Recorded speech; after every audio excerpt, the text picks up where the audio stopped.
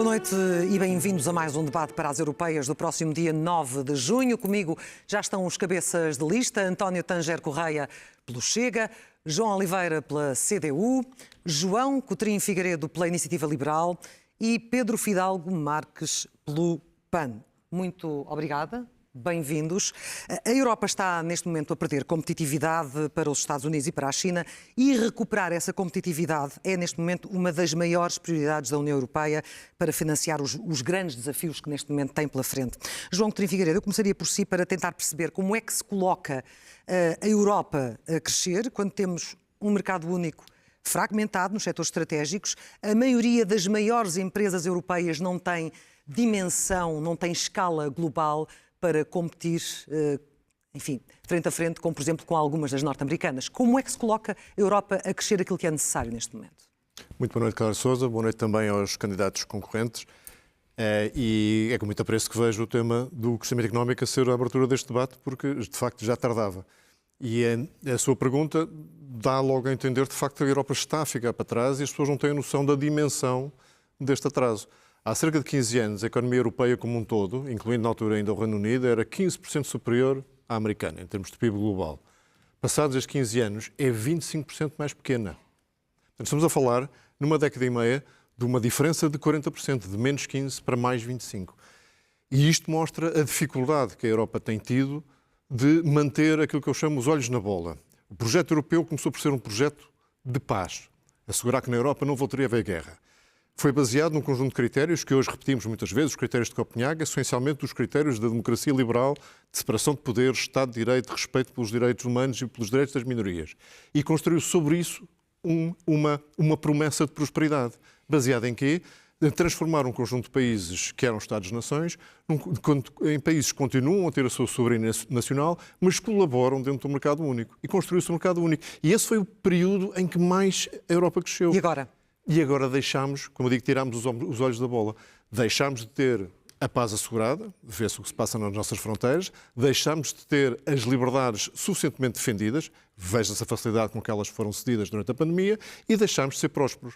E não é preciso também reinventar a roda. Basta olhar para o passado e perceber quais foram os momentos em que a Europa de facto cresceu, que foram os momentos em que mais se integrou, e continuar esse caminho. O mercado único de bens e serviços não está concluído.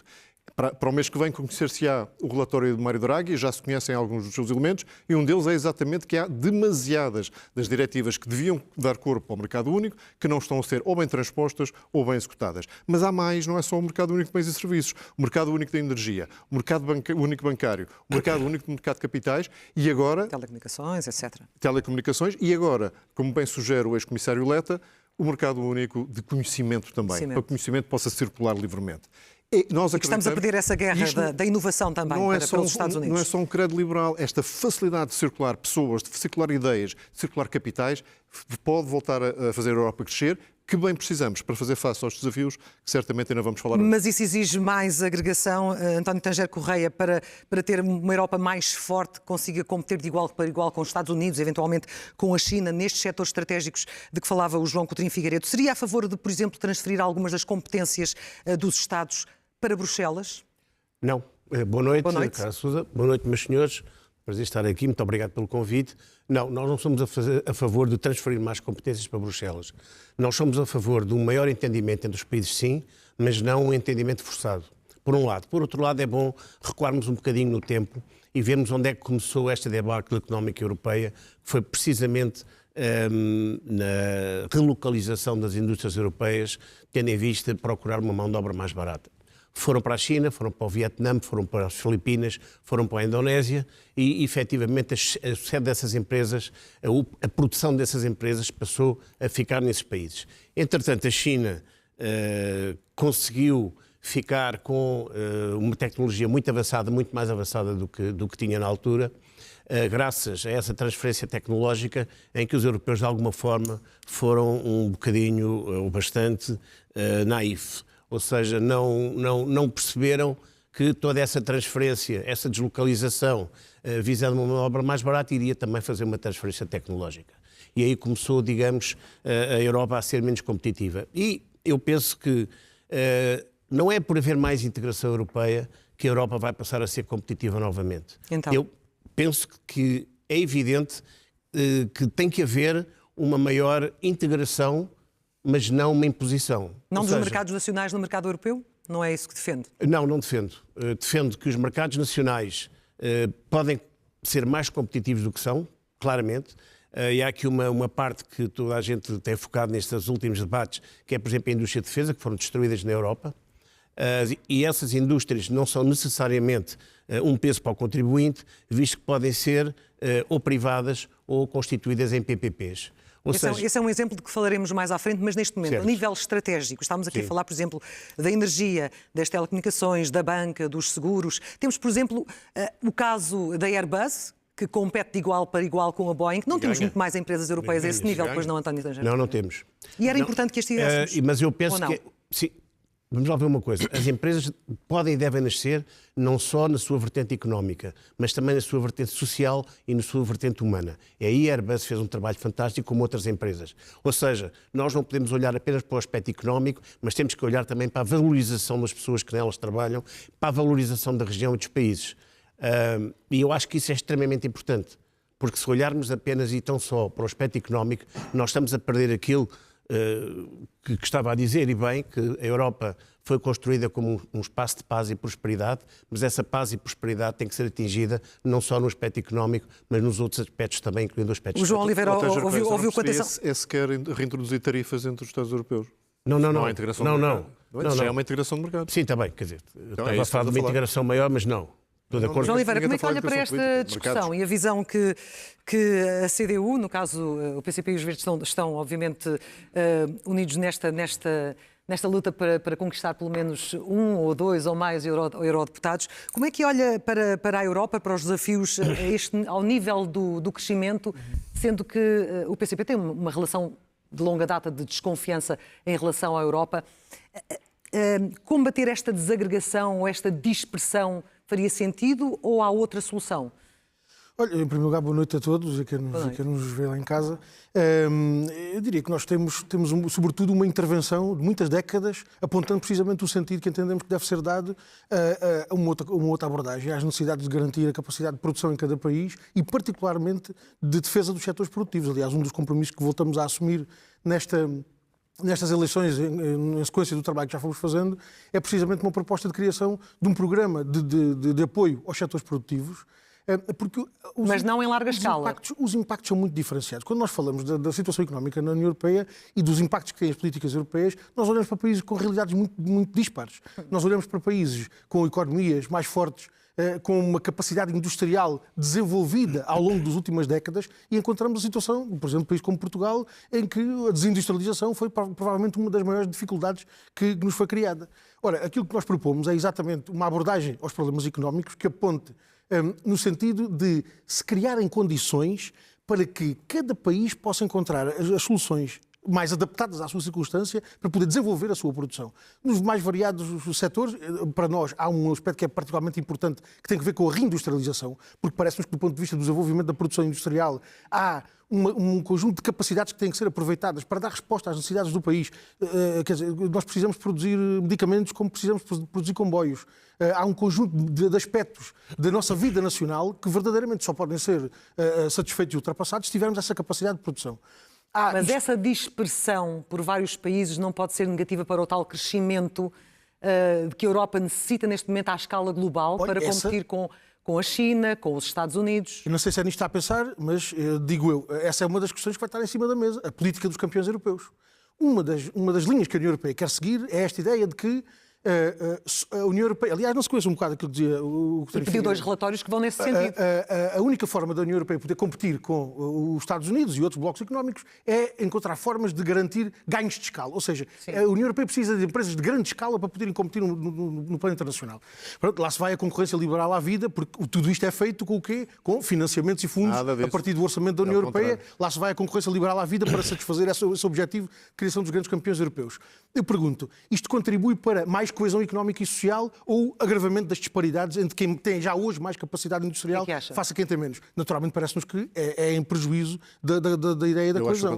Agora, há aspectos que deixe-me só referir dois aspectos de... Muito rapidamente para equilibrar os concluir, porque em relação à política industrial nós achamos que é preciso encontrar mecanismos que permitam aos países libertar todo o seu potencial produtivo. E em relação a Portugal, isso é uma questão decisiva. Só com uma aposta decisiva na indústria, nós somos capazes de aproveitar a incorporação de ciência e tecnologia, somos capazes de garantir uma economia capaz de enfrentar os desafios do futuro. Mais à frente iremos falar desse investimento no setor produtivo. João, deixe-me falar. Não, deixe-me lançar agora para o Pedro Fidalgo Marques, porque este crescimento económico seja ele qual for, seja qual for o caminho, é essencial para pagar os grandes desafios, nomeadamente o desafio climático. O PAN quer mais ambição no Pacto Ecológico. O senhor acredita que é possível atingir a neutralidade carbónica até 2040? Eu pergunto-lhe, Pedro Fidalgo Marques, onde é que se vão buscar os 400 ou 500 mil milhões de euros de financiamento que, segundo nos dizem, são necessários para fazer essa transição? Boa noite, Clara, e boa noite aqui aos candidatos. Obrigado aqui por esta oportunidade de mostrar realmente o quão é importante esta transição verde. E começo, se calhar só uma pequena nota, ficou claro aqui, para quem nos está a ver em casa, que o Chega, na sua política do Tratado das Nações, quer pôr em causa o estilo de vida de todos os portugueses. Tudo o que nós temos tido como adquirido, todo o nosso estilo de vida que todas as pessoas em Portugal têm, o Chega com esta divisão, pronto, mas é claro, o Chega vai para esta força da entidade de democracia, de extrema-direita, que quer destruir, no fundo, o projeto europeu de integração europeia. Porque, no fundo, o que o PAN se propõe é fazer esta transição climática. A transição para 2040, o que nós falamos é investir nas energias renováveis. Estão a falar de cerca de 1,2 milhões de empregos de criação na Europa. Por cada euro investido em energias renováveis, estão a falar de 2 euros de retorno para a economia. E vou até mais longe dar aqui um número. Por ano, são dados em subsídios aos combustíveis fósseis cerca de 300 mil milhões de euros.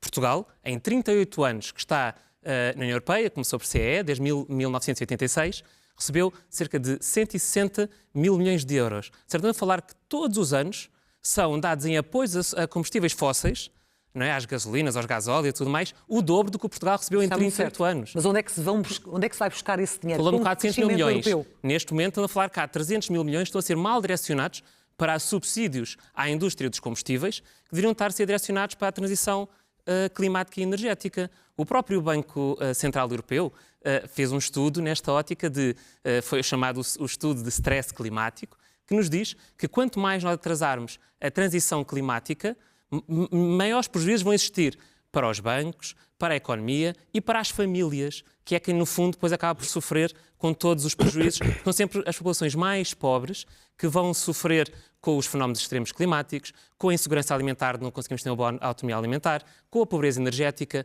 É toda esta questão que nós temos que trabalhar e que o PAN tem feito esta aposta de uma maior integração europeia, tal como defende a Iniciativa Liberal e como defende todos os partidos verdadeiramente europeístas, que acho que nesta medida estamos dois anti-europeístas, porque o caminho passa por uma maior integração, por um melhor mercado único mais integrado, como dizem os relatórios, que envolva o sistema bancário, o sistema de telecomunicações. Tem que ser esse o caminho, sempre nesta perspectiva da transição verde, da aposta em energias renováveis, a aposta na ferrovia, a aposta da conservação da biodiversidade, para termos maior resiliência contra os fenómenos extremos e a parte de toda esta... Ou seja, o que está a dizer é que essa disponibilidade financeira existe, mas são opções que é necessário tomar. Claramente, são opções políticas que neste momento têm estado assim mal optadas. Muito rapidamente, até para os repiques, deixem-me só lançar aqui uma provocação. Até que ponto é que este esforço e nomeadamente ao nível da transição climática, pode fazer regressar políticas de austeridade à Europa? João Coutinho Figueiredo. Não, creio que não, mas tem que se fazer escolhas. Essa era a premissa das perguntas várias que foram feitas.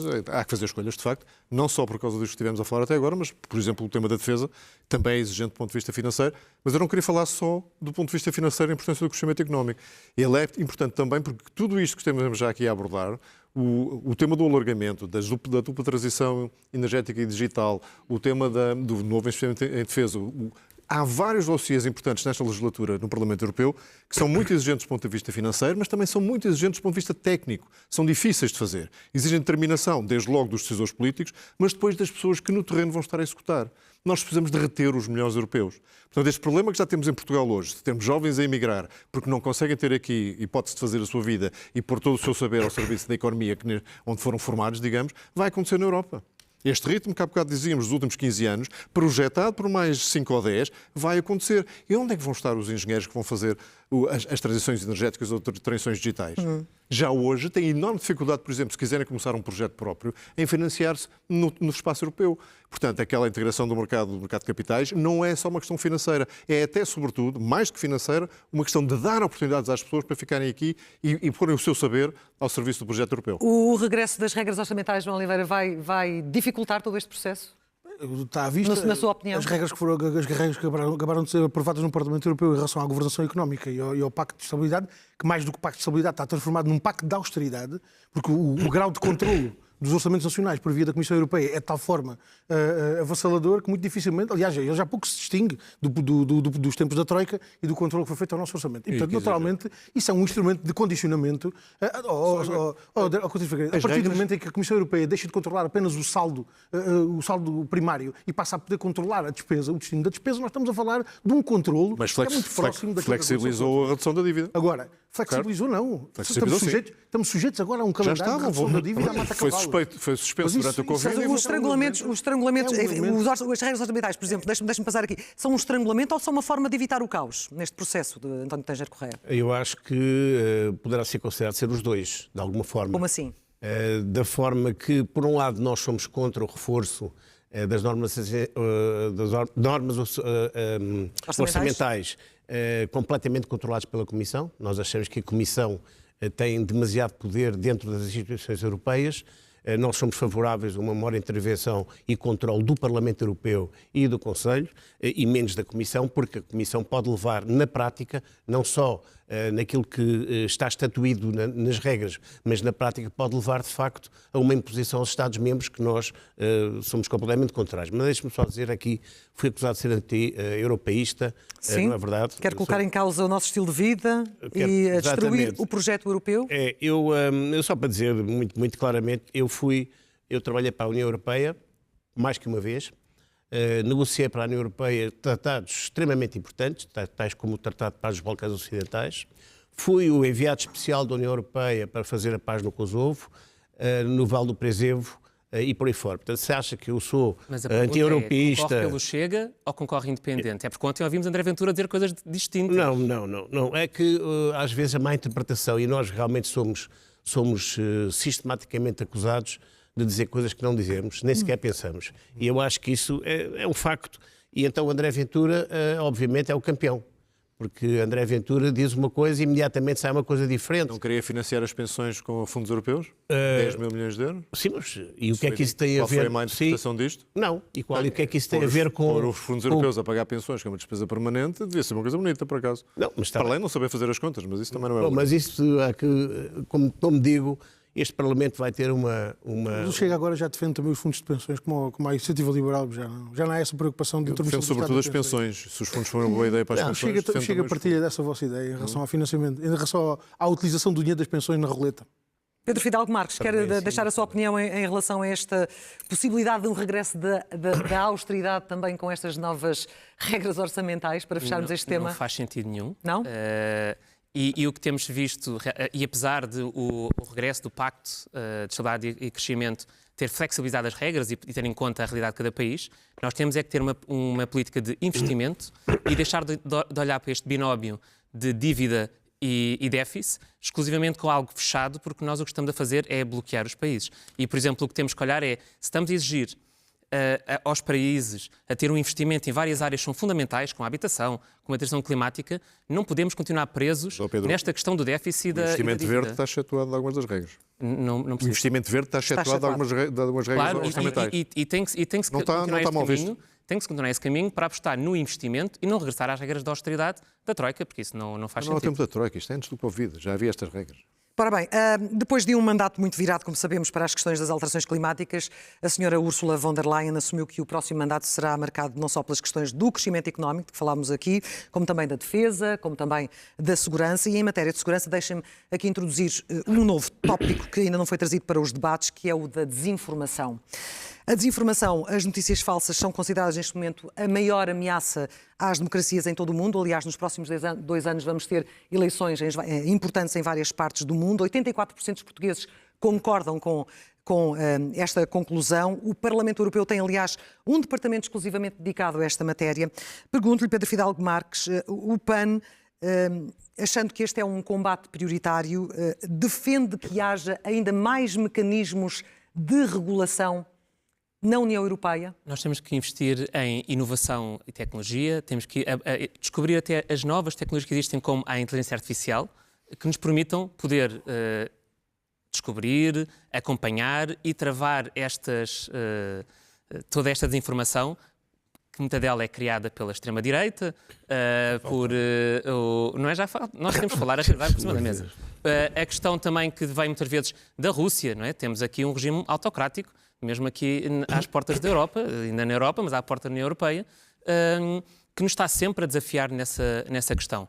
E nós temos que continuar este caminho de combate à desinformação, através precisamente do investimento em novas tecnologias, em inovação. Nós não podemos deixar a inovação para trás, e isso também se passa na defesa. Quando investimos em robótica, quando investimos em inteligência artificial, quando falamos em defesa, não podemos falar apenas só na questão de o chamado boots on the ground, ou seja, os militares no terreno, mas muito desta parte da cibersegurança, que muitas vezes é esquecida e que tem que ser um investimento que tem que ser efetuado. Mas focando-nos nesta questão, como é que se consegue o equilíbrio entre o direito à liberdade de expressão, que se tem falado agora tanto nos últimos dias, liberdade de expressão, liberdade de opinião, e o combate à desinformação? Não é uma coisa que fica apenas nas mãos da inteligência artificial, por muito que a própria desinformação também seja potenciada pela inteligência artificial. O que temos de ser muito claros tem que haver uma linha vermelha no discurso de ódio, porque o discurso de ódio mata. E esse discurso de ódio, quando estamos a incitar à violência, quando estamos a incitar ataques a grupos específicos, e esse é o risco que temos agora na Europa. É isso que as pessoas têm que perceber, que quando se tem que mobilizar, podemos retroceder em direitos, por exemplo, das mulheres.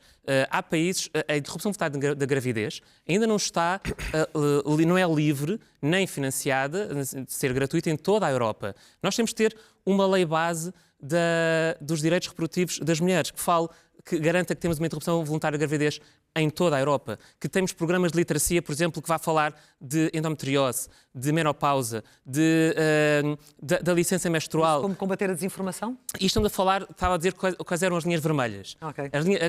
Quando é que nós paramos onde é que nós devemos regulamentar ou não regulamentar? Nós temos que garantir que não permitimos que se propaguem discursos de ódio, discursos de discriminação, discursos que põem minorias, pessoas, setores, o que for, para trás e de lado. E acho que essa é a clara linha que nós temos que estabelecer. Deixe-me lançar aqui também o tema para o António Tanger Correia. Portanto, o Chega como o André Ventura já foram alvo destas ações, por exemplo, de bloqueio por parte do Facebook, por disseminarem discurso considerado ofensivo e de ódio em relação a minorias. O Chega queixa-se de censura. E o que eu lhe pergunto, António Tanger Correia, qual é o limite que o senhor estabelece para a liberdade de expressão? Ora bem, a liberdade de expressão não pode ter limites, não há cá linhas. Ou há ou não há. É como a desinformação pode muito bem ser confundida com informação. E aquilo que se pretende pode ser efetuado ao contrário. Ora, o Chega, as nossas linhas tudo o que o Chega diz é mau, basicamente. E tudo o que o Chega diz tem que ser atacado e tem que ser ostracizado, tem que ser linhas vermelhas. E quer dizer, eu acho isto um discurso de ódio. Estamos a falar de discursos de ódio. Portanto, o senhor rejeita que o Chega muitas vezes, recorrentemente, tenha pisado o risco? Não, e depois tem mais uma coisa, que nós lutamos por uma democracia. E em democracia, quem manda são as maiorias. As minorias têm que ser respeitadas, mas na democracia quem manda são as maiorias. Daí o nome democracia, é o poder do povo. E o que nós estamos a ver neste momento com as agendas woke e com outro tipo de radicalismos, que esses sim são nocivos à evolução da democracia, é que as minorias estão a tomar conta do discurso político, estão a tomar conta do discurso e da narrativa social. E nós isso não podemos aceitar. Nós não podemos aceitar as ideologias do género, nós não podemos aceitar os wokeismos. Porquê é que não podem aceitar? Porque achamos que isso vai contra os direitos das maiorias e porque isso realmente são elementos destruidores da sociedade, tal como nós a vemos. E não encara isso como intolerância em relação a essas minorias? Não é intolerância. Por simplesmente nós respeitamos as minorias, desde que as minorias sejam minorias. E nós, maiorias, tenhamos o direito de ser maiorias. No seu canto e que não tenham direito a não têm direito de canto nenhum agora. Estar-nos a impor, as minorias estarem a impor, como querem fazer agora, tudo às maiorias, e que as pessoas, a maioria das pessoas, têm que aceitar aquilo que as minorias dizem, isso é que não. Eu não tenho problemas nenhum, nunca tive na vida inteira. Nunca tive a vida inteira problemas com qualquer tipo de minorias. Certo. Fui diplomata de 40 e tal anos, nunca na vida fui acusado de ter desrespeitado uma minoria ou de ter respeitado um determinado grupo étnico ou de ter desrespeitado o que quer que fosse, muito menos as mulheres. Agora, é evidente que, uma vez isto posto em causa, as maiorias não podem ser postas em causa pelas minorias. Deixa-me lançar aqui a questão também para o João Coutinho Figueiredo, porque o João empenhou-se naquele processo de retirar o polémico artigo 6º da Carta Portuguesa dos Direitos Digitais, a chamada Lei Magalhães, deu tanto que falar, considerava ser um passo para se criar, e recuperando George Orwell, o Ministério da Verdade. Onde é que se traça aqui, João Coutinho Figueiredo, a linha entre o combate democrático à desinformação e a censura de que se queixam partidos como o Chega? Bom que voltamos aqui, porque da parte do Tânger Correia, passemos, honra seja feita. Há sempre teorias interessantes que o Tânger Correia traz para a discussão. Esta do domínio das minorias, ainda vou pensar nela para casa. O tema da desinformação é um problema sério, mas tem vários planos. Primeiro, há desinformação política e desinformação geopolítica, feita por Estados hostis. Na política, há que decidir muito bem o que se faz, mas também o que não se faz. Porque o tema da semana é a liberdade de expressão e isto está no cerne da mesma questão. Se começarmos a atribuir direito de limitar discurso por considerar desinformação a órgãos que não podem deixar de ter uma opinião que não representa a totalidade da opinião das populações que devem defender, estamos, de facto, a abrir o caminho àquilo que eu chamava, na altura, o Ministério da Verdade. Pessoas que decidem aquilo que é e não é verdade, aquilo que é e não é passível de ser visto. Sendo que é importante aqui deixar um ponto, que é a desinformação não é considerada ilegal. Para isso, há outro departamento na União Europeia, certo, nomeadamente dos discursos de ódio, esses são ilegais e as plataformas têm que isto é o primeiro alerta. É muito tentador, porque o problema existe e é particularmente nocivo em períodos eleitorais. O problema existe, é muito tentador tentar matar esse risco, criando um problema ainda maior. Mas isto ameaça ou não as democracias neste momento? Se as democracias não souberem defender e, sobretudo, se forem no engodo de quem pretende com essa desinformação, que as democracias percam a sua identidade, se tornem pouco democráticas, se tornem iliberais, controlando o discurso. Esse é o grande objetivo pelo menos dos desinformadores geopolíticos. O que é que então se deve fazer? Nós devemos apostar muito mais fortemente no discurso aberto sobre aquilo que é a informação que circula, no fact-checking, que tem tido um papel crucial na desmascarar a desinformação, e na tecnologia, porque cada vez que há uma tecnologia que permite melhor desinformação, também permite melhor detecção da desinformação. E depois temos a desinformação de origem geopolítica. E essa temos que ser muito mais inteligentes, e eu julgo saber que a nível das autoridades, quer civis, quer militares, já há esse cuidado, já há unidades de cibersegurança muitíssimo sofisticadas e que se pensa, inclusivamente, de tornar a cibersegurança, ou a informação, se quiser, no quarto ramo das Forças Armadas, porque é aí que se vão disputar boa parte dos conflitos daqui para a frente. E, portanto, a atenção em relação a este tema é absolutamente crucial, sem nunca cair no risco de, a propósito do combate à desinformação, limitar a expressão das pessoas. Muito bem. O PCP destaca recorrentemente, João, o seu passado de luta contra o fascismo, contra a censura também. Como é que se impede então este regresso da censura, conseguindo mesmo assim um combate à desinformação, até para fecharmos este tema agora consigo? Com o aprofundamento da democracia, que é tudo o oposto daquilo que disse o Tânger Correia. Vamos ver uma coisa. O problema da desinformação é, de facto, um problema do regime democrático. E ele só se pode resolver com o aprofundamento da democracia. A censura, a limitação dos direitos individuais e dos direitos sociais não são formas de garantir um combate eficaz à desinformação. Eu tenho até a ideia de que, não pondo tudo ao mesmo nível, mesmo a solução do fact-checking não resolve grande coisa. É uma Secretaria de Estado da Verdade. Em vez do Ministério da Verdade, é uma espécie de Secretaria de Estado da Verdade. Privado, jornalistas. Há um problema. O problema de fundo é a capacitação dos cidadãos para serem pessoas de corpo inteiro e cidadãos críticos capazes de refletir sobre o mundo que tem à volta. Porque desinformação houve ao longo da história em todos os períodos da humanidade. A questão é saber se as sociedades conseguem criar condições para que, em circunstâncias de igualdade, tendo todos os cidadãos acesso à educação, à cultura, à capacidade de reflexão crítica sobre a realidade em que estão inseridos, são ou não capazes de se defender da desinformação. É aí que nós temos que pôr as fichas todas. Não é em mecanismos de censura, nem em mecanismos de limitação da Em mais da regulação. expressão. Não, porque verdadeiramente, enquanto não resolvemos esse problema, isso não fica ultrapassado. E este é um aspecto crítico das circunstâncias em que nós estamos hoje. Aliás, uma boa parte do discurso das forças reacionárias e antidemocráticas em que se insere a extrema-direita vai exatamente ao âmago disso. Porquê? Porque isso é a seara em que frutificam as ideias antidemocráticas. Pessoas desinformadas, incapazes de refletir criticamente sobre o mundo em questão e a sociedade em que estão inseridas, são pessoas que estão à mercê dos manipuladores da verdade, dos vendedores das notícias falsas e todo o tipo de desinformação, que de resto corresponde, em muitas circunstâncias, à apropriação que o Chega faz de um discurso que é exatamente o oposto das suas posições. Quer dizer, quando nós ouvimos em muitas circunstâncias, aliás, quando nós ouvimos o Chega a falar da liberdade de expressão, naturalmente isso é uma conveniência de discurso. É a tentativa de apropriar um elemento que é um elemento que naturalmente tem um peso grande na consciência coletiva relativamente a um direito do qual não podemos prescindir, quando na verdade aquilo que procuram é condicionar essa liberdade de expressão, até dando à sua liberdade de expressão a capacidade de ofender os outros, seja com expressões racistas, xenófobas, toda a natureza, como de resto temos visto ao longo dos últimos dias. E, portanto, verdadeiramente é na garantia dos direitos sociais como direitos universais, garantidos a todos os cidadãos em condições de igualdade, particularmente no acesso à educação, garantindo a todos os cidadãos a mesma possibilidade de chegarem aos níveis mais elevados do ensino. Os nossos jovens hoje, quando olham ao seu lado, nas escolas secundárias ou nas universidades, percebem que não estão todos nas mesmas circunstâncias. Há alguns dos jovens que provavelmente agora estarão a concluir o 12º ano, neste momento em que nós aqui estamos, que nem sequer têm a perspectiva de ir para o ensino superior porque as suas famílias não conseguem suportar os encargos financeiros.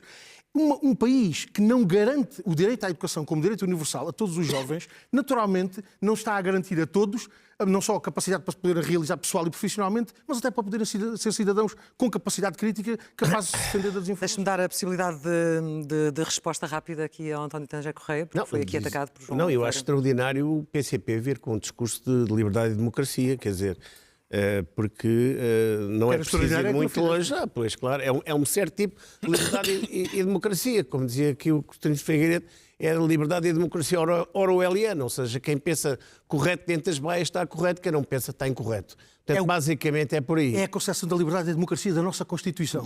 É coisa que o Chega é capaz de não lhe agradar. Não, Mas para isso convinha criticar os regimes comunistas que nada fizeram para a liberdade de expressão. A nossa Constituição é o produto do trabalho mais intenso que os comunistas fizeram pela liberdade e pela democracia neste país. Só gostava que vocês fizessem essa autocrítica, não é assim que se diz em marxismo-leninismo? Olha lá, se quer fugir para o estrangeiro, dê-nos lá notícias da Holanda. Dê-nos lá notícias da Holanda, onde os liberais e os conservadores juntaram à extrema-direita agora para formar governo há 2 dias. Muito bem, e agora pergunto qual é a posição da IEL relativamente a essa aliança. Mas quer falar disso mesmo? Vamos avançar para outro tema. Avançamos para outro tema, se quiserem depois aproveitar mais à frente, se houver oportunidade. Deixem-me lançar um tema. Um tema que já tem sido recorrente. Vamos tentar abordá-lo de uma perspectiva diferente, que é a questão da defesa, porque vai ser central nos próximos 5 anos, sobretudo porque temos uma guerra na Europa. Foi inclusive proposta a criação de um comissário para a defesa. António Tanger Correia, em debates e entrevistas recentes, o senhor defendeu uma solução diplomática, não militar, para a resolução da guerra na Ucrânia, mas ao mesmo tempo lançou a ideia de que Portugal deve reativar as suas indústrias de defesa, criando riqueza para o país, quando falou, por exemplo, de braço de prata e as PPPs para a defesa, que também já falou neste debate. Como é que resolve, de alguma forma, este aparente ou mesmo contrassenso de ser contra uma guerra em curso, mas querer retirar partido económico dela? Não propriamente esta guerra. Desta guerra ou de outra guerra? Ora bem, uma indústria de defesa deve ser uma indústria virada para vários níveis. Aliás, já foi aqui falado, aliás, pelo Presidente do PAN, que é a parte inteligente da defesa. Nós temos uma empresa, por exemplo, que é a TechEver, que é uma empresa a nível mundial pioneira em determinado tipo de indústrias, drones e não sei o quê. Ora bem, a indústria de defesa é uma indústria que não é necessariamente uma indústria que produz equipamentos ofensivos. Nós tínhamos antigamente caminhões como a Berlia Tramagal, como outros tipos de produtos que não eram precisamente produtos ofensivos e era realmente muito importante. Uma coisa é a produção e mesmo com produtos ofensivos nós podemos ter uma capacidade dissuasora que devemos ter. Portugal é um país que as pessoas geoestrategicamente, aí entrando por onde o Coutinho Figueiredo estava a entrar há bocado, é um país geoestrategicamente fraco, é um país vulnerável. E, portanto, é um país que sempre teve uma capacidade de defesa relativa, mas teve. E é essa capacidade de defesa que nós temos que voltar a ter. Agora, quanto à guerra na Ucrânia, nós não vamos vender obviamente, as armas que a Ucrânia precisa nos próximos 3, 4, 5, 6 anos. A solução, já viu alguma guerra acabar manu militari e ter depois uma sequência positiva? Aliás, vemos uma muito perto de nós, que foi a Primeira Guerra Mundial, em que acabou de uma forma desequilibrada, digamos assim, nos tratados de paz e que levou à Segunda Guerra Mundial. E a Segunda Guerra Mundial já foi negociada de outra maneira e repare que o espaço de paz que a Europa nunca conheceu durante este tempo todo, desde 1945, devido à criação da União Europeia, que foi fundada por alemães e franceses. Sim, mas deixe-me recentrar o debate, porque estamos aqui a falar de uma aposta do país e da economia do país numa indústria militar. Mas não era uma altura, João, Clara de Sousa, desculpe, para perceber qual era a proposta do Chega para reativar para a resolução indústria da guerra da Ucrânia. Não, mas eu não cheguei à guerra da Ucrânia, já lá vamos para já. Deixe-me falar, porque ainda há pouco o João também falava da questão da destruição da produção nacional, do setor produtivo nacional. João Oliveira acha que, de alguma forma, esta reativação da indústria de defesa nacional poderia criar aqui um nicho de mercado que seria positivo para a economia do país? Não nos parece que seja esse o caminho que deva seguir o mundo. Aliás, pelo contrário, nós achamos que o mundo já gasta dinheiro a mais em armas e que era preciso gastar mais dinheiro em paz. E que o caminho devia ser outro. Olha, vou até ler-lhe, talvez seja útil, não sei se me prejudica recorrer aos papéis ou não, mas eu acho que talvez ajude. É preciso chegar o mais cedo possível ao fim da corrida aos armamentos nucleares e a tomar medidas eficazes visando o desarmamento nuclear. É preciso medidas de cooperação de todos os Estados na consecução deste objetivo. É preciso promover a diminuição da tensão internacional e o fortalecimento da confiança entre os Estados. Estes são objetivos que devem ser prosseguidos. E estes são verdadeiramente os objetivos prioritários que devemos estar a prosseguir. A corrida ao armamento não se faz nunca com um corredor só. Quando alguém corre ao armamento, corre toda a gente à volta. Correr ao armamento, garantir o desvio de recursos para a indústria da defesa, como pelos vistos junta o Chega, a Iniciativa Liberal, até o PAN defende a indústria da defesa, o investimento na indústria da defesa na União Europeia, é exatamente o oposto disto. É acentuar os perigos da guerra. E nós temos os perigos da guerra espalhados em todo lado. Na Ucrânia, na Palestina, no Iémen. E é preciso pôr fim à guerra. Está contra a construção de 6 navios para a Marinha Portuguesa, por exemplo, em Viana do Castelo? Aquilo que nós entendemos é que as nossas Forças Armadas devem ter as capacidades para cumprir a missão que a Constituição lhe atribui, que é a garantia da independência e da soberania nacional. Não é para participar em guerras de agressão, nem para irem morrer em nome da NATO. Já agora deixe-me puxar esse aspecto, que este aspecto é um aspecto importante. Porque nós, na semana passada, tivemos declarações de um chefe militar que apontou à nossa juventude o futuro de ir morrer, sabe-se lá onde, em nome das guerras da NATO. Nós recusamos inteiramente esse caminho. Aliás, digo até de forma mais evidente. Os votos e os deputados da CDU servirão para combater esse caminho de militarização da União Europeia, de corrida aos armamentos, de desvio de recursos para o investimento na defesa. Se fosse ucraniano, como é que combatias um invasor servirão para como garantir a paz e a defesa da paz na Ucrânia, na Palestina e onde quer que haja. Se fosse ucraniano, o que é que fazias? Esse é verdadeiramente... Mas o problema é que... Ias para a rua com uma bandeira. Fora, que os ucranianos estão a ser utilizados como carne para canhão, é evidente. O que é que se faz para acabar com isso? Provocaram a agressão.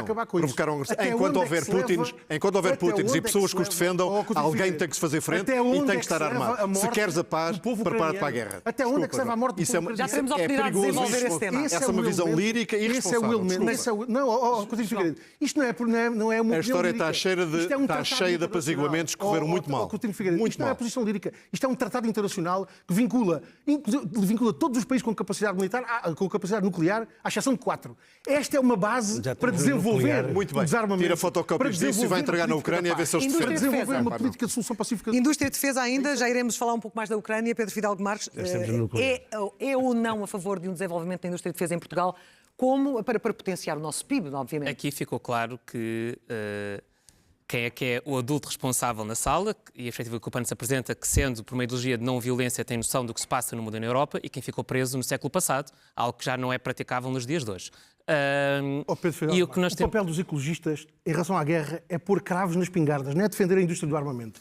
O papel dos ecologistas, ainda bem que nós temos ecologistas de corpo inteiro na CDU, que defendem que a política dos ecologistas em relação à guerra é pôr cravos nas espingardas para acabar com a guerra. Lembras muito bem, foram precisos espingardas para... Foi por isso que o Partido Comunista sendo tão ecologista...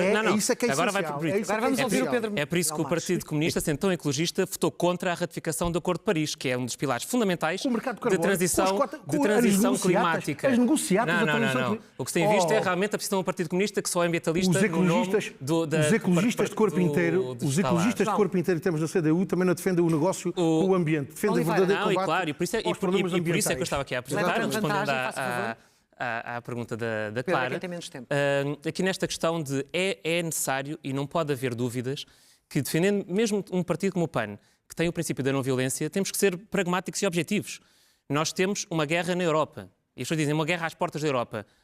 Nós temos uma guerra na Europa e nós temos de estar preparados para ela e tem que haver, o que o PAN defende, por exemplo, são as forças de intervenção rápida multinacionais, seja no terreno em 3 a 5 dias, tem que haver este trabalho deste investimento. Há realmente uma realidade completamente cruel no terreno e, como dizia Coutinho de Figueiredo, como é que podemos dizer que não apoiamos a Ucrânia quando temos mulheres e crianças a fugir? Acho que uma boa parte de nós, quando recebemos aos refugiados cá em Portugal, vimos essa realidade do que são chegar crianças de 5 e 6 anos que chegam a Portugal sem falar a língua, completamente deslocalizadas, e estamos a dizer que não vamos proteger o país onde eles estão e que eles morram todos para lá. Isso não faz sentido.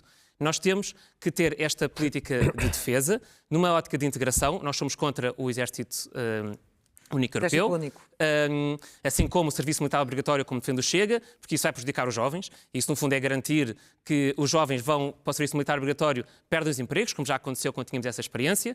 Mas o que temos de falar é mais além, porque realmente temos este drama humano, mas até como disse o próprio Presidente Zelensky já, eles têm um problema também ambiental de contaminação dos solos. Eles têm um problema, por exemplo, que precisam de reconstruir as suas infraestruturas de saneamento básico, e por isso é que o PAN tem dito, até para não existirem aproveitamentos na indústria da guerra, sem ignorar todo este sofrimento e esta realidade, este flagelo que existe na guerra, temos que criar esta contribuição extraordinária sobre os lucros excessivos da indústria da defesa, que permita dar um apoio humanitário e um apoio ambiental nesta ótica. Isso tem sido até mesmo o próprio Presidente Zelensky tem dito que é quem está lá no terreno, que é necessário também olharmos para Pedro, esta necessidade de aumentar esse esforço de defesa vai fragilizar a Europa social? Não, isso não se pode pôr em causa. Ou seja, nós quando estamos a aumentar a defesa, e daí temos esta resposta integrada, nós neste momento temos apenas 35% dos contratos a serem feitos em conjunto pela União Europeia, com os países a fazerem em cooperação, e isto tem que ser aumentada, esta percentagem, que isso vai inclusive permitir poupar, articular a Europa, e voltamos ao início da conversa, quando falámos do mercado único, temos que trabalhar numa integração europeia, que permita também termos uma defesa deste nosso projeto de paz na União Europeia. Portanto, acha que não, se o dinheiro vai para um lado, não deixa de ir para o outro? Voltamos ao mesmo. Nós temos prioridades mal geridas, temos bordas fiscais aos combustíveis fósseis, temos a política agrícola comum que tem as prioridades totalmente desviadas, temos investimentos e fundos que não estão a ser bem aplicados. Por exemplo, às touradas, só do que vem para Portugal da PAC vem 16 milhões de apoio às touradas. Não faz sentido, e o que temos que olhar é para estes fundos que estão a ser mal localizados, e é já o exemplo dos combustíveis fósseis, os apoios às touradas que vêm da Europa, que têm de ser algo que temos que terminar. E isso permite-nos apostar e investir realmente onde isso é necessário. E é isso que nós temos que olhar, sem poder descurar a defesa dos europeus, porque não faz sentido. Quem invade a Ucrânia, a seguir vai à Geórgia e a seguir está a entrar pela Europa. E o que estamos a falar é um Estado autocrático e putinista que está a violar qualquer tipo de liberdade. E isso não pode ser admissível numa Europa do século XXI. Estava a querer comentar. Deixe-me corrigir aqui uma falsidade, porque o Presidente votou contra. O Presidente absteve-se em relação à proposta que foi apresentada em relação ao Tratado de Paris, em relação ao Acordo de Paris. Está feito, acompanhou também. Está feito esse esclarecimento. Corrija João Coutinho Figueiredo, havendo esta disponibilidade política para aceitar esse esforço, como é que explica aos cidadãos europeus, aos contribuintes, de que o dinheiro não chega para tudo e que há que tomar opções, eventualmente? Antes disso, vou dizer uma daquelas frases que queria que ficasse como o meu resumo da discussão. Enquanto houver no espaço europeu, até diria no espaço mundial, tiranos e tiranetes, imperialistas, agressivos, sanguinários, disponíveis a sacrificar o seu povo e o dos outros para ambições pessoais, o mundo democrático e livre tem a obrigação de se defender. Lamento. Enquanto houver essas pessoas, tem a obrigação de se defender, sob pena de entregar, não sei se é isso que o PCP quer, não sei se a sua amizade de Putin vai tão longe, não sei se os amigos do Chega e a amizade dos amigos do Chega vai tão longe. Desculpem. Isto é irresponsável dizer que estamos numa altura em que é possível. Porque, como dizem muito bem o Pedro Fidalgo Marques, corre-se o risco de hoje é a Ucrânia, amanhã é a Transnistria, depois são os países bálticos, não sabemos onde é que isto para, porque tiranos e tiranetes daqueles não se controlam. Portanto, corremos aos armamentos e lançamos o mundo numa catástrofe. Relativamente à pergunta que essa é a posição da Iniciativa Liberal. Sousa me coloca, mais uma vez um momento de decisões difíceis, mas que eu encaro com até algum otimismo, porque eu acho que faz falta. A essência da política é a luta e defesa de valores. E se os europeus que nos deram uma enorme lição de amor e apreço à liberdade quando espontaneamente saíram à rua em defesa da Ucrânia há 2 anos e meio atrás, sem ninguém os organizar. Deu-me esperança de que esse valor da liberdade está suficientemente vivo para ser defendido pelas pessoas assim. E agora temos, para além disso, tomar escolhas difíceis. E vamos discutir a essência da política. É, se precisamos de fazer isso porque precisamos, porque o nosso estilo de vida e os nossos valores estão em risco, se vamos ter que tomar essas escolhas, que as pessoas as interiorizem. E acha que elas aceitarão? Porque é um exemplo daquilo que não pode continuar a acontecer nas democracias, que é os governantes governarem pura e exclusivamente para o ciclo eleitoral seguinte, só tomando decisões e só assumindo políticas agradáveis. Sim, mas há problemas do dia-a-dia, há recursos que são Em relação a finitos, isso- as em pessoas relação a querem isso, respostas também ao nível da proximidade, na saúde, nos salários, Correto. noutras Posso responder situações. em relação a Portugal, porque que é uma realidade que conheço melhor, e no espaço europeu. Posso dizer, de maneira geral, se não tivermos crescimento económico, foi por começar esta conversa, sim, essas escolhas vão ser difíceis e pode resultar até em perdas desse tipo de políticas que estava a designar. Em Portugal, eu só digo isto, nós gastamos 123 mil milhões de euros de despesa pública por ano. Por ano. E daquilo que se tem visto das várias discussões, quer por altura do orçamento, quer fora, a maior parte deste dinheiro não é sujeita a qualquer verificação de avaliação de resultados. Qualquer. Eu, na última discussão orçamental, perguntei aos 19 ministros que passaram para a Assembleia da República em discussão de especialidade se os programas estavam a ser cumpridos e se estavam a atingir os objetivos. Raro foi aquilo que me soube dizer. Não me venham dizer que em 123 mil milhões de euros não é possível fazer enormes ganhos de poupança e enormes ganhos de eficiência. Deixe-me aproveitar aqui o debate sobre a Ucrânia para perguntar ao João Oliveira, isto nos últimos tempos temos ouvido o presidente Zelensky a falar cada vez mais de que a Ucrânia pode, de facto, perder esta guerra. Se a Rússia vencer esta guerra, João Oliveira, vê nisso uma ameaça para a Europa? Olha, E sim, em que termos? Eu acredito tanto nos planos da Rússia para controlar a Europa como acreditei nas armas de destruição massiva do Iraque. Isso é o discurso que é feito para alimentar a guerra, para alimentar a continuada militarização e o confronto do ponto de vista internacional. Eu pergunto, E a onde é que isso nos vai ameaça fazer da parar? Rússia poder interferir neste ato eleitoral europeu também não Onde é que acredita isso nos nele? vai fazer... Repara, a propaganda de guerra há de encontrar sempre as formas mais sofisticadas para que os povos sejam arrastados para a guerra. Olha, hoje estamos a comemorar 22 anos de independência de Timor-Leste. Um dos fatores decisivos para Timor-Leste ter sido independente foi a mobilização do povo português, que pressionou o governo português, inclusivamente porque, do ponto de vista internacional, tomasse a posição que tomou. Se o povo português tomar a mesma decisão na luta pela paz, na exigência pela paz e no desarmamento geral, simultâneo e controlado... Olha, está aqui um documento interessante. Portanto, não considera que é uma ameaça. Sabe o que é isto? Isto é a ata final da Conferência de Helsínquia, é o manuscrito do nosso então Presidente da República que subscreveu a ata final da Conferência de Helsínquia. Aqui está uma base para a paz na Ucrânia, na Palestina, onde quer que haja guerra. A solução que tem que se encontrar tem que ser uma solução de paz onde quer que haja guerra. Deixe-me passar aqui para o fazer mais António Tangero Correia, porque ele está com menos tempo. Diz que não há dúvidas sobre o posicionamento do Chega, que está desde a primeira hora ao lado da Ucrânia, se bem que no passado já teve posições num discurso mais pró-Rússia. O António, afinal, o que é que podem os seus eleitores esperar do seu posicionamento pró-Ucrânia se vai integrar um grupo pró-Rússia do qual o seu partido já faz parte? Bom, não é pró-Rússia. O Chega nunca foi pró-Rússia, nem vai integrar um grupo pró-Rússia. Não, estou a falar da identidade e democracia, que é claramente pró-Rússia. Sim. Não é identidade e democracia. Alguns partidos, efetivamente, têm alguma ligação com a maioria, os mais fortes dos partidos.